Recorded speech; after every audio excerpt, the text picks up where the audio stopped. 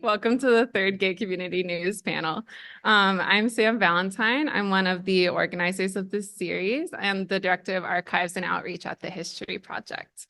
Thank you to the History Project ourselves for planning this series and to the Massachusetts Historical Society for hosting us. I'm sorry, I was not meant to introduce us.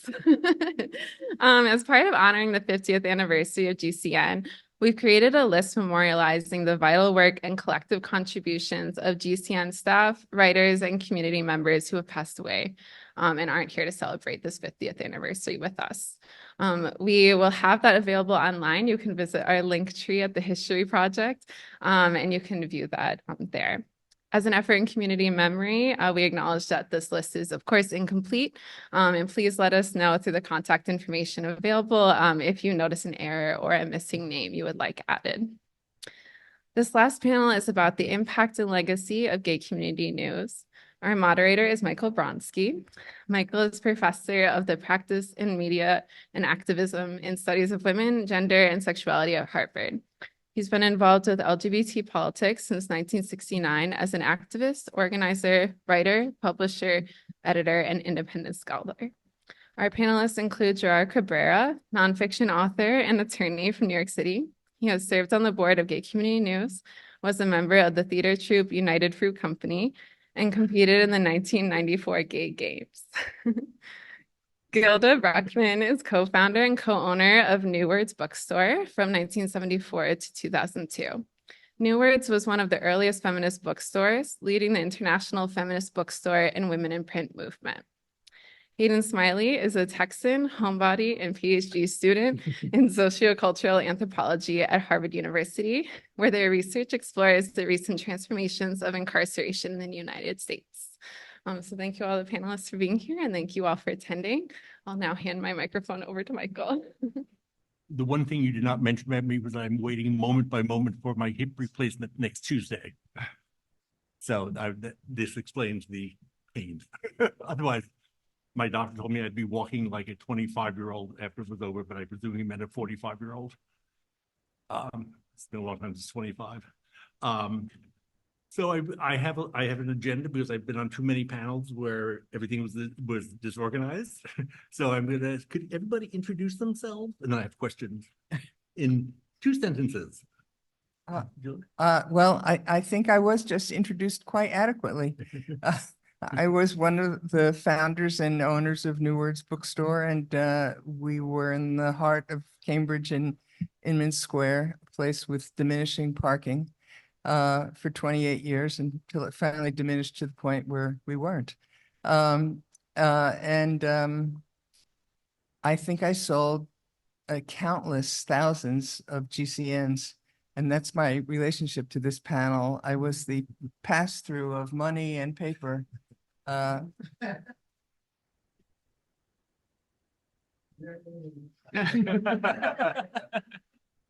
everyone. I'm Haden. I'm a second-year PhD student at Harvard in anthropology. And my dissertation there will probably focus on the introduction of tablets into U.S. prisons and jails, which has been a relatively recent phenomenon. But outside of that, I'm also a facilitator of the outside relations that a group at MCI Norfolk State Prison has. And that group is LGBTQ incarcerated people who are advocating for better rights inside. Is Abe here? Yep. I'm kidding. I'm Gerard. Back then, everyone knew me as Jerry. And I was a volunteer at GCN, and then I became a board member. And I wrote news notes and some features and some reviews. And then I moved to New York City, where I did AIDS type work, got a master's in public health at Hunter College, and then went to law school. And right now I work in the family court of New York City, working in the child abuse and neglect area. And I live in Brooklyn. And I wrote a book called Homo Novus, which came out last October. that's mostly set in Massachusetts. And that was informed by some of the work that I did at GCN as well. It's the first time a novelist has not mentioned his novel first in his introduction. So I just want to speak, I want to pose a few general rhetorical questions and then some of the sort of specific questions, but this is the panel about legacy, right? So, and it made me think, what is a legacy? What does it mean? How do we actually use it, particularly in the queer community? How, I think we all agree that it's really important, but how is that passed down? How does it manifest itself?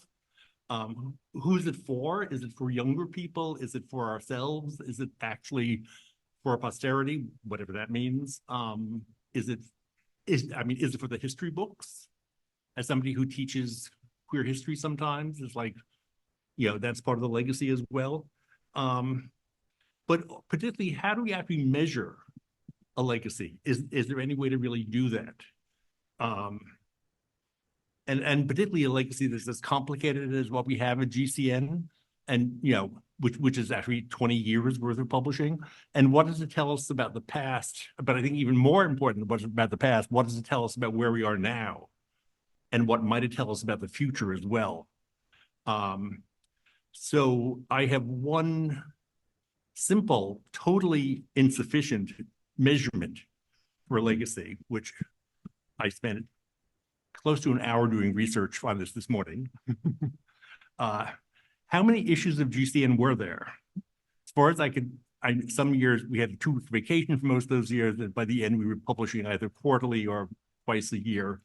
But by my estimation, there were 974 issues put out. In those issues, there were 6,000 news articles. There were 9,600 news notes, which are the short little news notes in the beginning. There were somewhat over 7,000 feature stories. These are like approximate because I put down the categories. I looked through 5 issues for each year. So these are like really average. There were 4,775 community voices, which was letters to the editor. And amazingly, what I looked at, only 15 were not complaining about something. I mean, I'm sure there were more, but I only looked at 15 to 20 issues. There were, you laugh, it was true. I could hardly find, with the first round, I could hardly find any complimenting us. There were 825 speaking outs, which was sort of the op-ed open to anybody. There were 875 prison project columns, almost, not all done by Michael Riegel, but many of them were. Because what I discovered was that we actually had prison news by the 5th issue of GCN in 1973. When Mike Riegel came bringing over our fag rag work, it was a regular feature. In addition, again, I may have missed people. There have been 62 or 64 books published by GCN staffers. Those are staff people. And there were at least 75 by people who wrote for the paper who were not on staff. And I'm sure, I mean, I thought I had a good count the other day, and I actually realized this morning that I had missed two people, so I added them.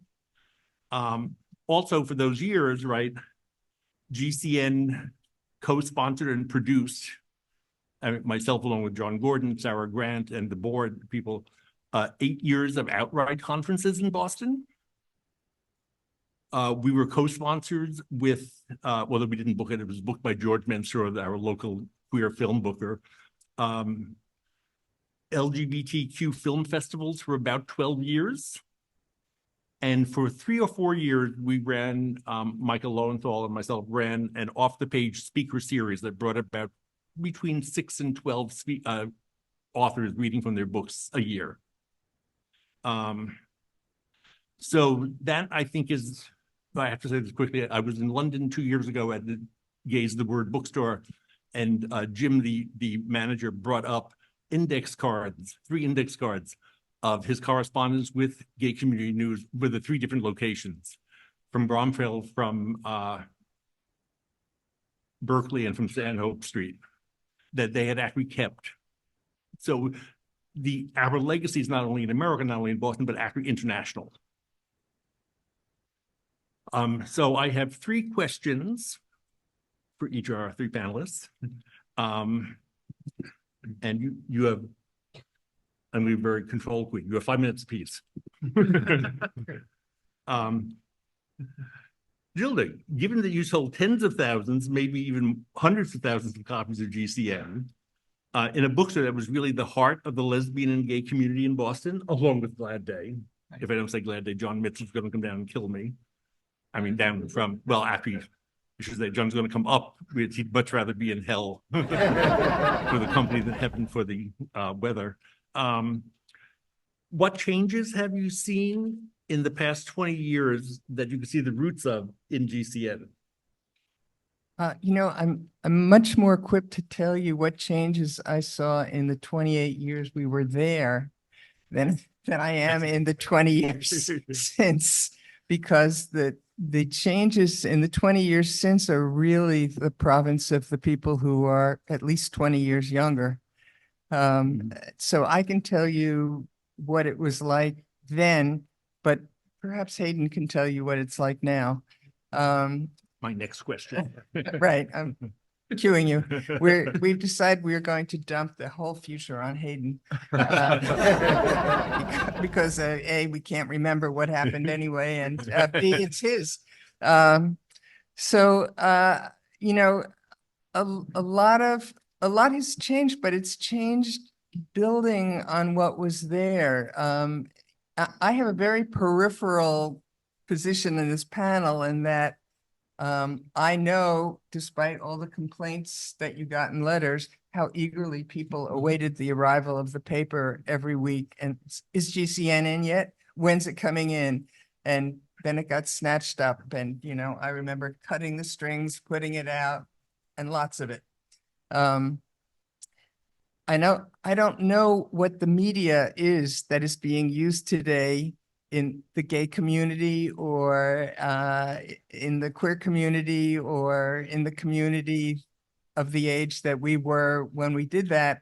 I'm just not really, I think it's there, but I don't know it. It's not something I'm familiar with.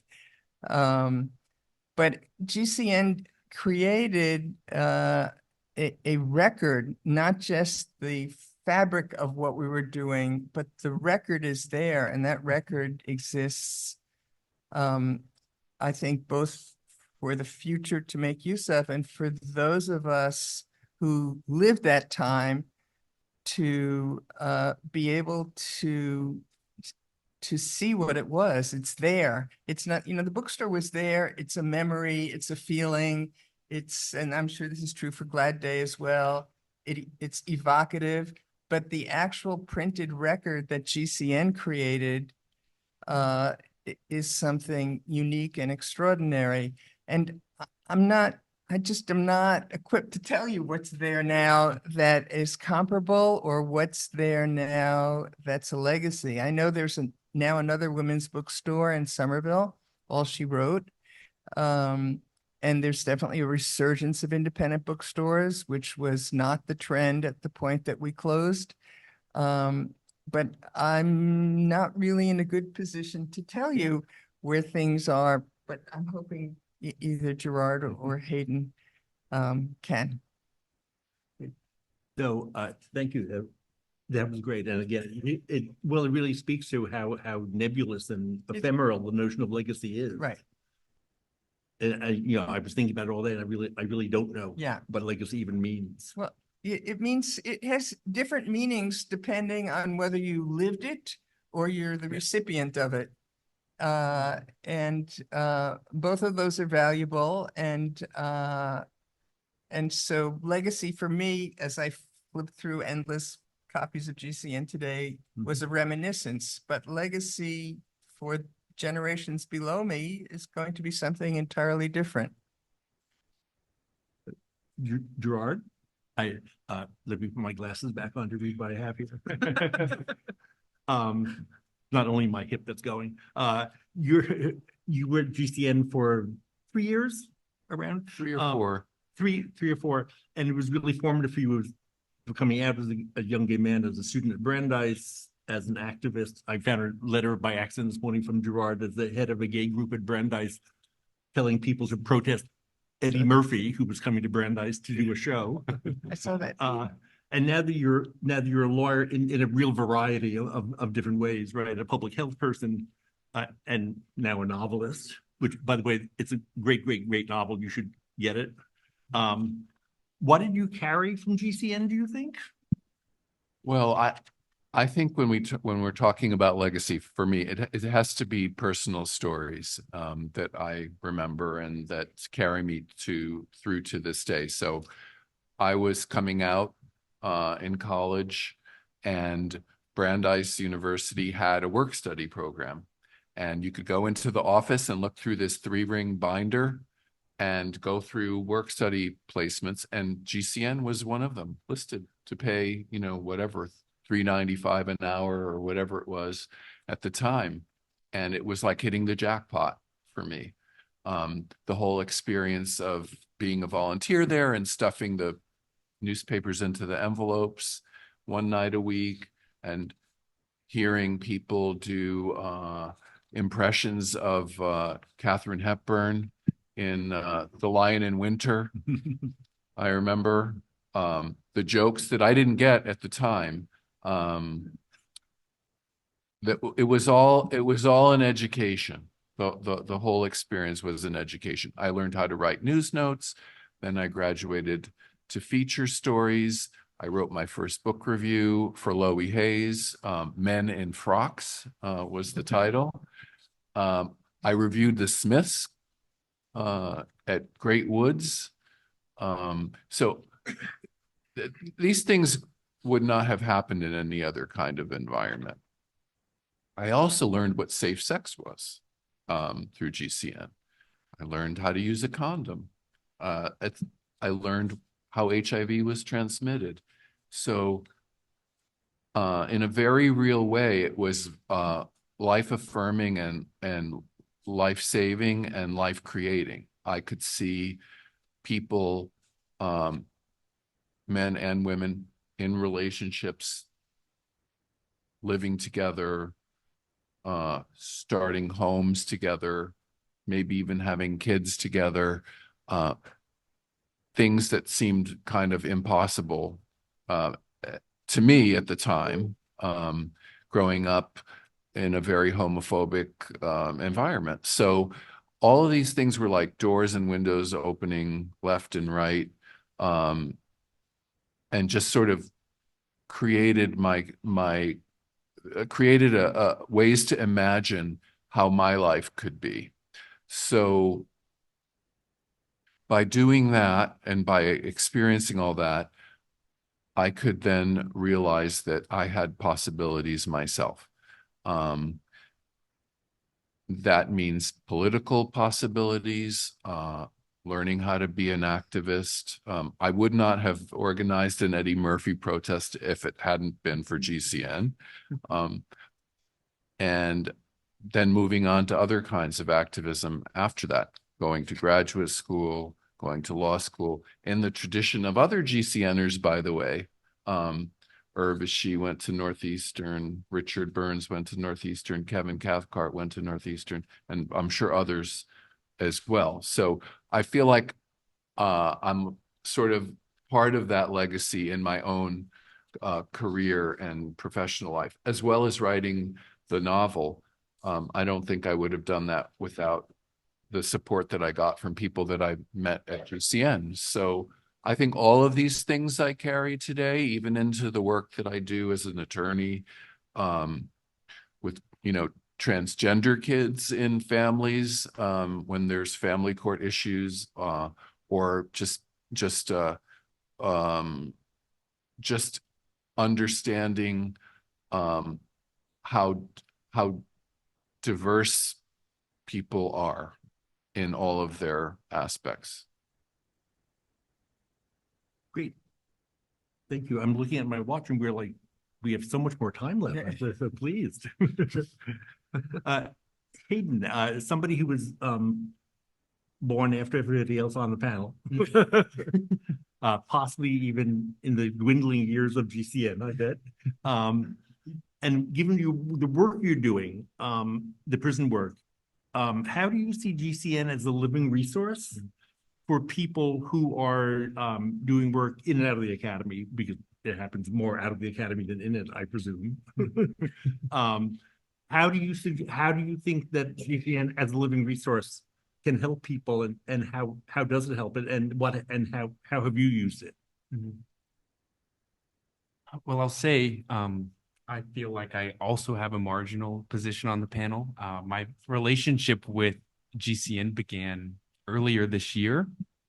I first encountered the mention of gay community news in a book published in 2019, called Evidence of Being, and it was a meditation on Black gay life in the 80s. I think before the GCN mention, actually, the book opened with a scene of Melvin Dixon speaking at Outright in one of the later conferences. But then later in the book, it mentions Joseph Beam, another sort of towering figure in the Black gay Renaissance of the 80s.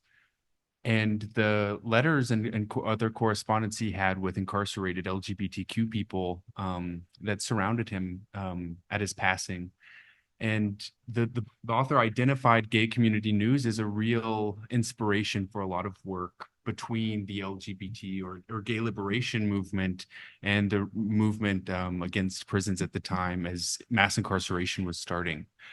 So that's how I got to know GCN. And I'll say since then, I've kind of seen it everywhere in the literature. A book I read just a few weeks after mentioned it there. And since I've sort of started, identifying a pattern, I've learned that GCN really marks an epoch in the LGBT world of politics, in that gay liberation is bookended by GCN's publication more generally. And that's a really, important epoch to name, because the gay rights movement really diverged from some of the issues that were forefront in GCN's earlier publications. And I say that because the Prison Project and, the coverage of the criminalization of queerness that were, throughout the early issues of GCN are a great reminder to contemporary generations that the rights that we have today and the work that is still to be done, which I can talk about shortly, are rooted in criminalization and the threat of punishment, and that hasn't changed, and it's happening still all over the world. So it's very useful as a resource because what it tells us is that we have a history, and this work has been going on for decades. And even though we haven't won yet, we still can, and that there's still work to be done. Yeah, I think that's where I'll end. I think we have more time. Yeah, no. So I'm going to have some more questions because we have so much time here. But also, I don't want people. We have an audience participation part that's virtual. We're going to actually, I believe it's going to work okay. We're going to do a 2 word clouds. Do people know what a word cloud is? Well, you'll find out. So it does involve you actually taking your phone out, if it's not out already, and we'll figure this out with the tech person, right? But actually, we'll pose a question, and you can get on your phone. And you can actually put answers up on the screen. I've learned I cannot do this myself because I have teaching fellows that do it for me, so I don't know how it works. But anyway, somebody here does. So I'm just thinking, can each of you come up with an instance where GCN was sort of like Haden just did, but a different one, where GCN played an important, pivotal moment in your life? I don't know if I can answer it. I feel like a politician. I'm going to not answer your question and answer the question I want to answer. But I feel it's important to emphasize the degree to which GCN added to the complexity and depth of what was a gay community here and a feminist community here. And I kind of took that for granted in a lot of ways because I was just so used to seeing it. But it was unusual and it was deeply enriching.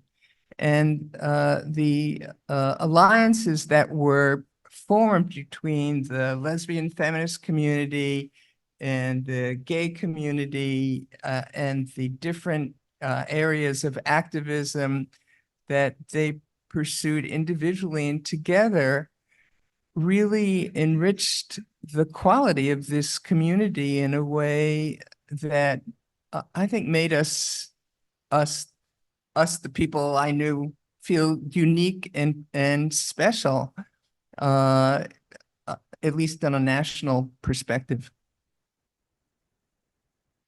Gerard? Well, I've already mentioned the Eddie Murphy protest, but that really was a pivotal moment for me. So I was a senior in college, and Eddie Murphy was invited to the spring festivities to be the headliner. And he was making AIDS jokes and gay jokes at the time. This was at the beginning of his career when he was really sort of taking off. And we were able to organize an alliance of not just LGBT students, but also straight allies students. We had people of color involved in this alliance and international students. And we were really able to create something that today we'd call intersectional, I guess, and get everyone together for this single purpose about, making this protest. I think that taught me in real time about how coalitions are built and about listening and about creating agendas that everyone could contribute to and kind of have in common. I also learned about organizing. The letter that Michael mentioned that I wrote to GCN with my co-organizer, I put my phone number in at the end to call me if you wanted to join the protest. And I got threatening phone calls and even a death threat. So, that was a different kind of lesson learned. But, I wouldn't have put myself out there hadn't it been for the discussions I was hearing at GCN and the conversations I was having with people about how to do this kind of organizing and what kind of themes to use to promote it.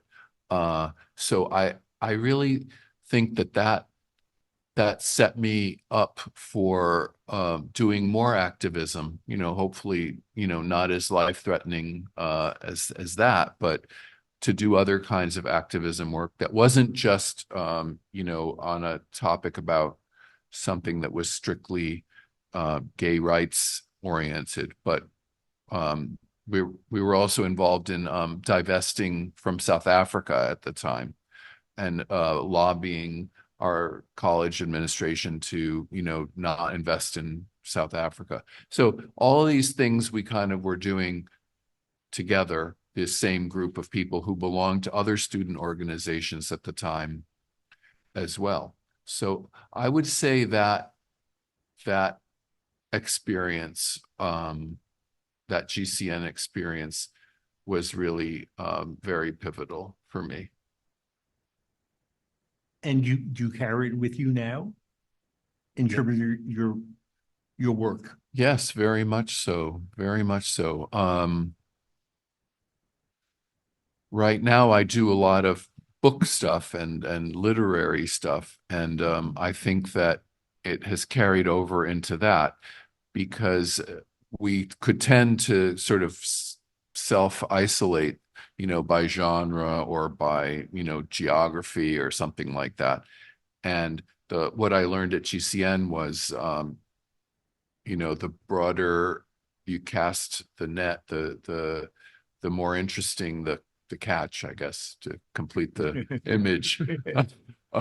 So, for example, I'm working on an event for February with a Puerto Rican author who died of AIDS, who only wrote in Spanish. Very little of his work was translated into English. And I've got some really interested, other writers and people coming, hopefully from Puerto Rico and from wherever, to kind of put this event together. And I think that again, GCN was a place where you could throw out these ideas and get feedback about them. And almost always the answer was go for it. And I think that spirit kind of continues with the work that I'm doing. Haden? Well, I'll say that apart from my origin story of last spring, the other thing that comes to mind is just the way that I've reinterpreted queer activism and my own sort of arrival into prison work or prison outreach. I attended a panel in 2020 called Queer Abolition. And at the end of this panel, one of the panelists who was incarcerated, they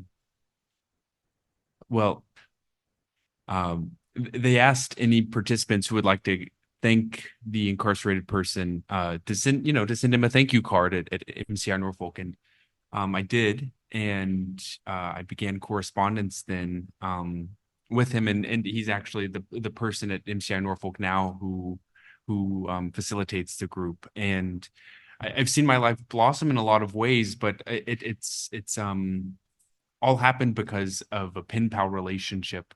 And I highlight that because correspondence has really fallen off the radar for most people. And in prison abolition work and generally support for incarcerated people, pen pal programs are sort of a foundation, a bedrock for a lot of the work that people do, because mail is one of the few things that can get inside easily. And when I learned that GCN was sort of the atmosphere, the context in which, correspondence with incarcerated people began, I realized that this is, the work that I'm doing, this mode of engagement of activism that I am a part of has a much longer history, and GCN is kind of at the center of that. I guess that speaks a little bit about what there is today. There's still correspondence, and then maybe Instagram is the other thing. Yeah, I just want to add, I remember the Outright conferences as particularly significant for me and for the bookstore and for the kind of intersection of our interests in the word. And I remember being on a panel. It seems very odd to remember that panel and be on this panel. Decades and decades ago about queer children's literature, which New Words really focused on having. We had a very sort of out-of-the-box children's section. We did a lot of focus on race, focus on disability, focus on non-traditional families, and I think I was at other, we sold books at those conferences, and it just seemed like a natural fit for the ways in which our interests coalesced. Right, and I just want to add that, well, two quick things before I say something else, is that coming from Haden's talk, I think we have to acknowledge the enormous work that Mike Riegel did in the Prison Project, right, which is really and that Mike's original work came out of FAGREG, which was doing prison work in the Red Book before GCN even published. Right, and that was just the foundation for everything now, right? The foundation for Black and Pink and everything else, right? Right.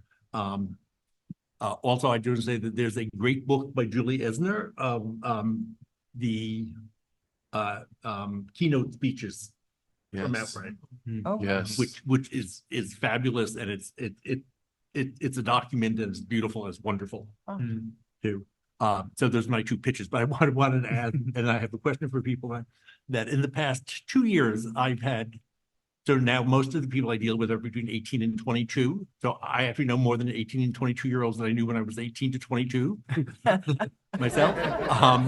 But there are two instances, one which was that a student came to me 2 years ago, James, and said he wanted to talk at office hours. I said, great. He said, it's not about class. I said, no, that's fine. And he told me he had never spoken to a gay man over the age of 19. And he had questions for me. And I thought, well, you have on Grindr, but they lied about their age. But nevertheless, but he literally, whether he did or not, right, he literally had no notion of a history. He literally had no notion of older, and given the fact that I was probably older than his grandfather, I bet, of a sort of continuum. And just to echo what Amy Hoffman said 2 weeks ago, right, that in fact, it's gay community news. Right, the emphasis upon community, which you all pointed out, right, just incredibly important. That the bookstore was a community bookstore, as was Glad Day, right? And I had another student just a few months ago who's doing her senior thesis on disability and queerness. And I said, well, you look at GCN, and she said, oh, she came back and said, oh my God, there's so much here. This is going to change my entire thesis. How did you hear about GCN? I said, all right, you didn't look that closely because my name's actually in every issue, but but maybe not on the disability issue.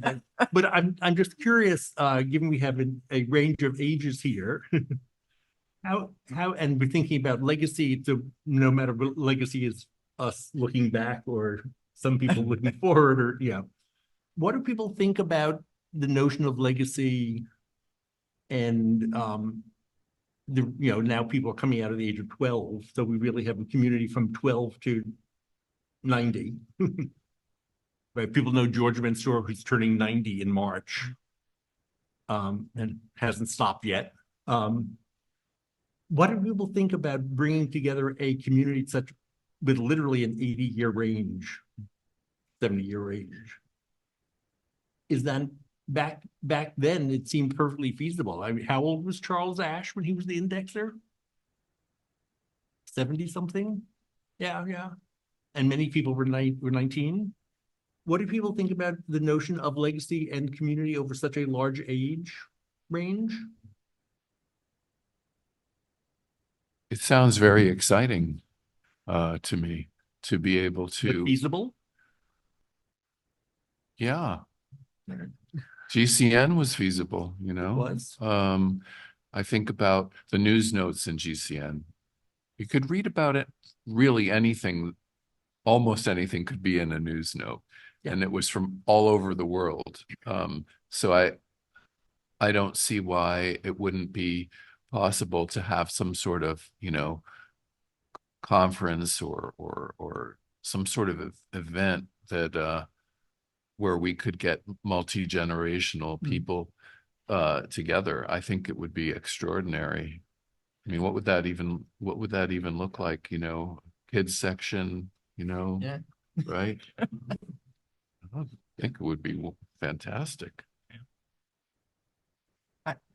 I had a personal experience of this with a newly discovered cousin, actually very distant cousin, but a 25-year-old lesbian who was amazed to find there was another lesbian in the family anywhere, and then proceeded to come to Boston for a weekend to do something else, and ended up staying with me. And then I became a piece of walking archival matter.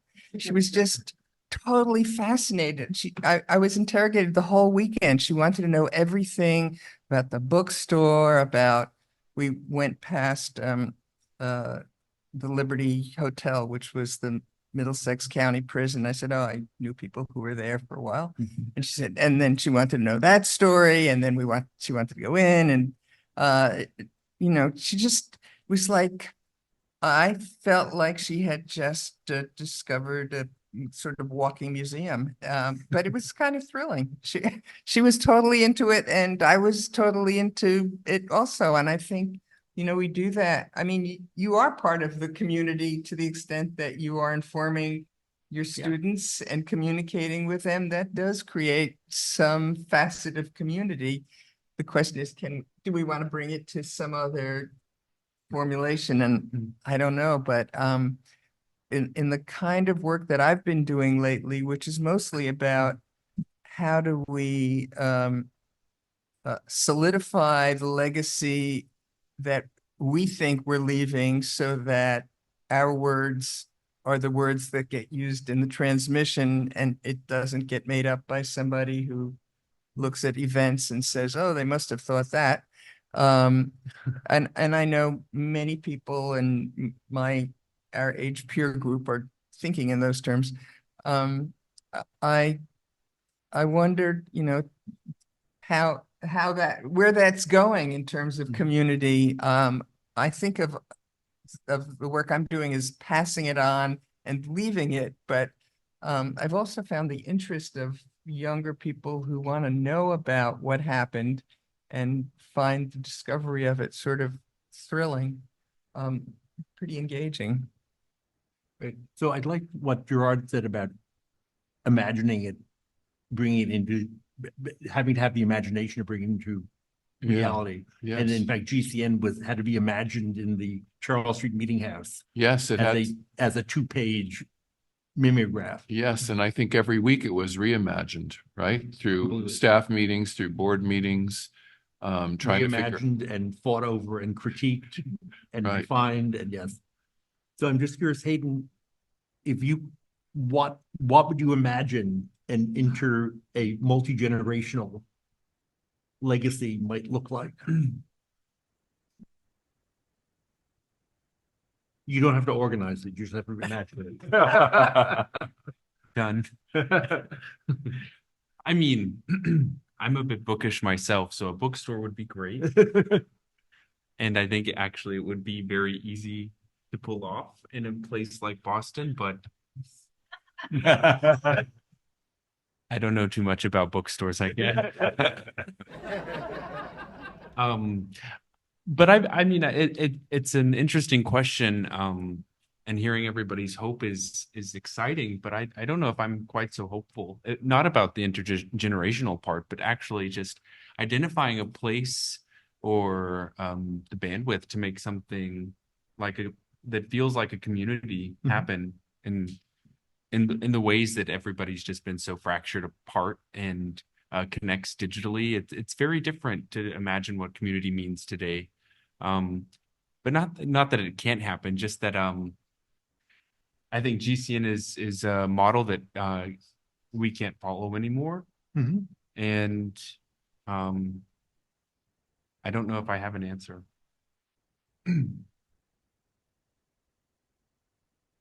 Gerard, you look like I you were was- about to say something. Yeah, I was thinking about what you said, Gilda, and I was about your cousin, distant cousin. I also want to reflect back on that because I have cousins who are younger than me who I have only by accident found out are LGBT.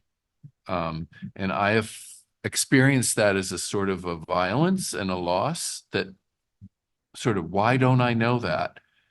So I still think the operations of silencing are still very powerful and very strong within our families, at least in my experience, I should say. On the other hand, when you were describing about being a walking museum, I've sort of had that experience. It's sort of elating.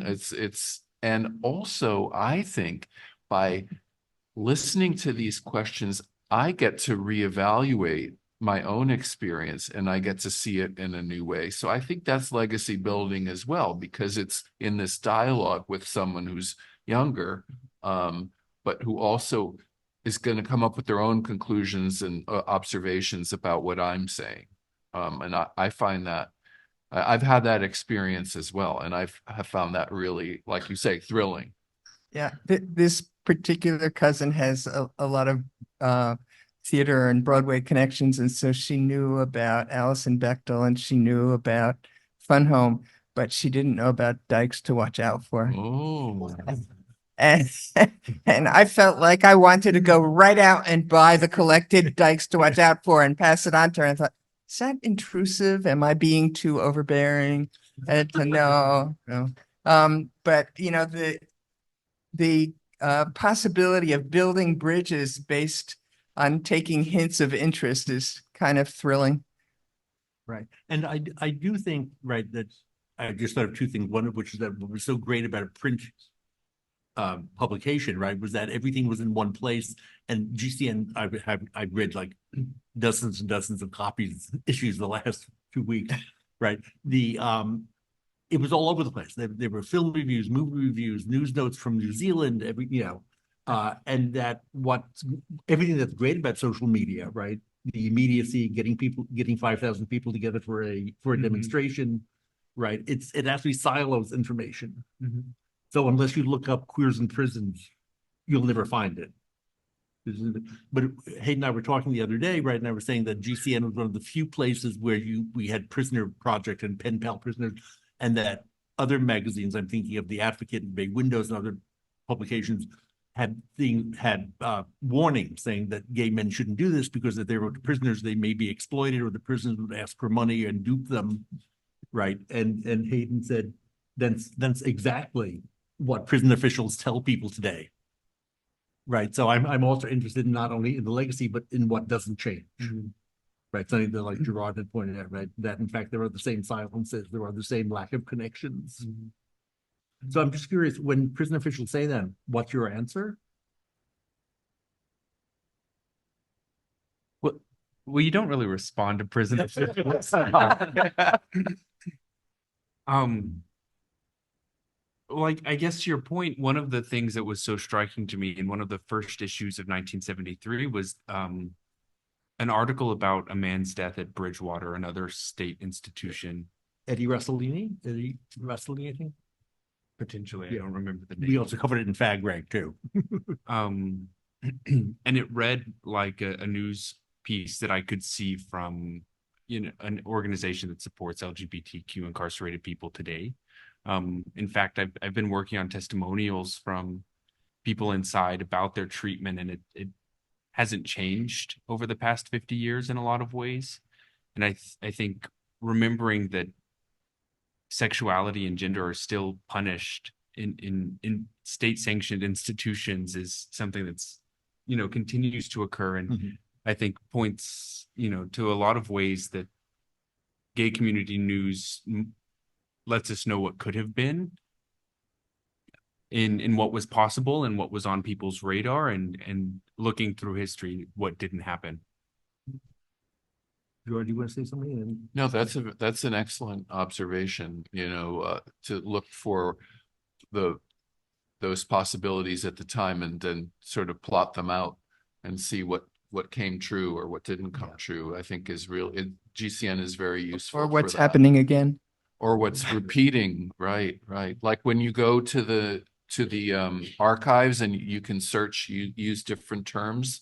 I've done that with, different terms, and it's remarkable what you see kind of, there are things that come and go and things that kind of peak and then disappear and think, so it's really interesting as a tool that way.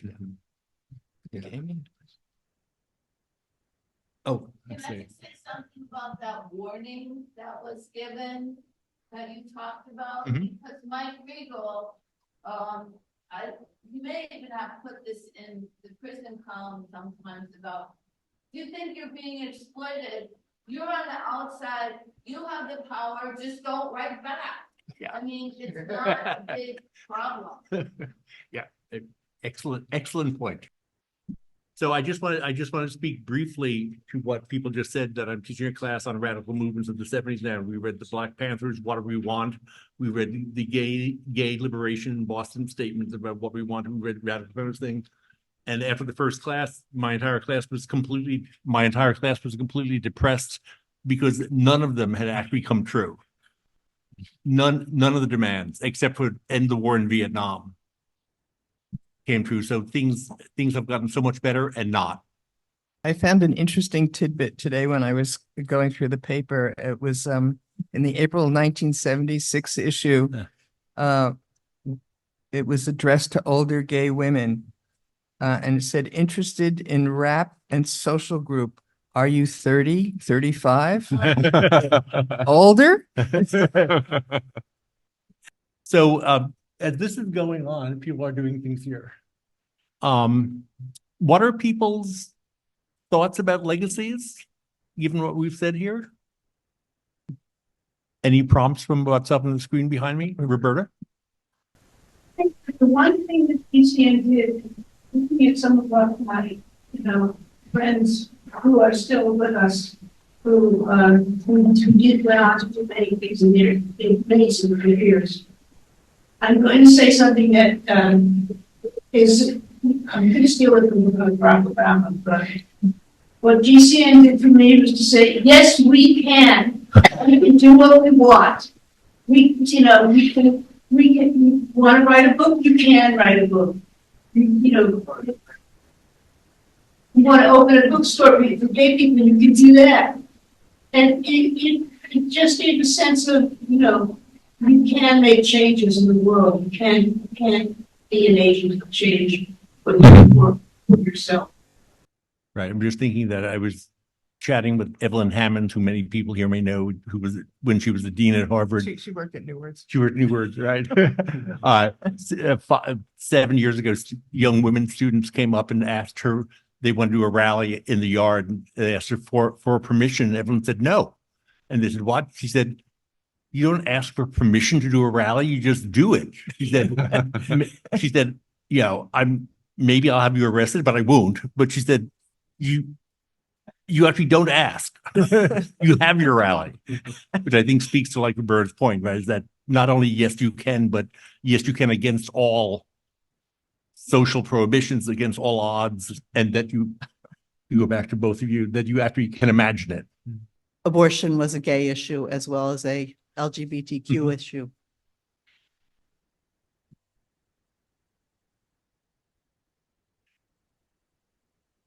Are there other hands? I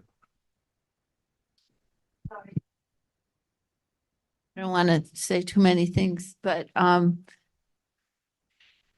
one of the things I've been working on in the last year is a collection of articles and writings by Urvashi Vad, who was involved with GCN and sees that as absolutely pivotal in her thinking.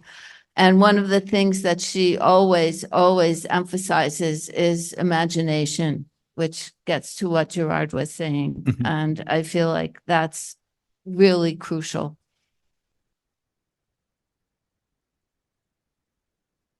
Right. And I think to echo what I think Roberta just said, right, connected to permission, that you don't need permission. You can just do it. You just do it. But Abe? I was touched by what Evelyn said, and also these stories of the younger people who asked you questions. And what it triggered for me is that the question asking is the root of the legacy. And a problem that I think we have is that we think it's up to us to decide. Of my age, we're thinking we need to decide what to tell people, when in fact the important part is actually the question from the future generations. And Bronski, of course, you're doing a great job moderating, but the moderator could be a young person at the next time we get together here and find out what they want to find out from us, is because, in other words, without that part, it's not really legacy, it's nostalgia. And so I that's one thing that comes to my mind. And the other thing, when I say what Evelyn said and what you all were nodding about this not asking for permission, is electrifying and controversial. And I want to say that while I think a lot of people in future generations are, radically not asking for permission. They're also much more tuned into the consequences than I think I was as a young person. Especially, the young folks of color who I've worked with are much more, when I talk about, oh, just go out on the streets and do street theater, they're like, yeah, right. And when I tell them what strategies we had when the police came to deal with us, they're like, that is so privileged. What your approach to the police was just like, get away from them and go somewhere else and start doing it again. They were like, we're more at risk than that. So I think that those dialogues are important, and I don't think I could volunteer them. I think they only come up when I'm challenged by younger people. So I think that's the key element that's going to switch what we're talking about from memory to legacy. Right. And it is true that, right, we did many things. I mean, like putting our phone numbers in a public letter in a international newspaper that put us at risk, and nobody thought not to do it. Even though that could have ended tragically for you, conceivably. I love this distinction between nostalgia and legacy. I think that's Yeah. really a great way to frame it, because we can be victims of nostalgia, and it's sort of a narcotizing or a sleep making kind of feeling versus something that's alive and moving forward. And like you say, it's generated by the questions of the people who are going to be here when we're gone. That's really what counts. Right. But those questions will be, should be, or could be shaped by what we leave behind too. Right. Like you're finding GCN by accident in a footnote in a book.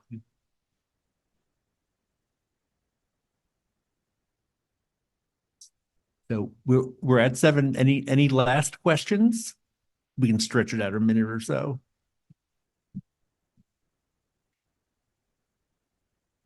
So I would ask if everybody's written out their cards, do you actually bring them up here, put them on the table? And Sam, and I should mention Joan, who the director of the History Project, is not with us this evening. She's on Zoom. But Sam and Joan will actually collect them all and archive all of your questions. So any last wonderful thoughts? It's a quiet crowd. Louise. Wait. Don't ask permission, just talk. I've noticed that in the chat, people have said that their voices aren't being heard. And so I would like to request that someone save the chat so that it's also part of the record. Yes, then I believe that, Sam, that is all. We had actually thought of that earlier. As long as we press the save chat button, it'll be fine. So that's actually a great idea, because actually all this feels very ephemeral and it doesn't have to be. Any last comments? So I want to thank everybody here. But certainly want to thank Amy. Could you come up, and since you were the co-organizer of the entire series of events?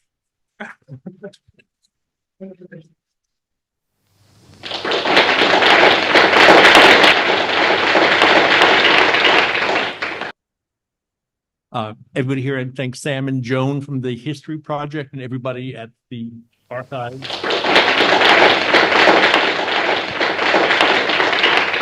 And thank you. And I don't know if it's planned, Sam would know more. We are planning a 4th event, tentative event online that's in the works now. So this is not the end. This is only part of the legacy. So, and just to paraphrase Evelyn, don't ask, just do it. I believe she said just fucking do it, actually. Thank you. Thank everybody for coming. Thanks everybody here, and thanks Sam and Joan from the History Project and everybody at the archives. And thank you. And I don't know if it's planned. Sam would know more. We are planning a fourth event, tentative event online. That's in the works now. So this is not the end. This is only part of the legacy. So, and just to paraphrase Evelyn, don't ask, just do it. I believe she'd say just fucking do it, actually. Thank you. Thank everybody for coming.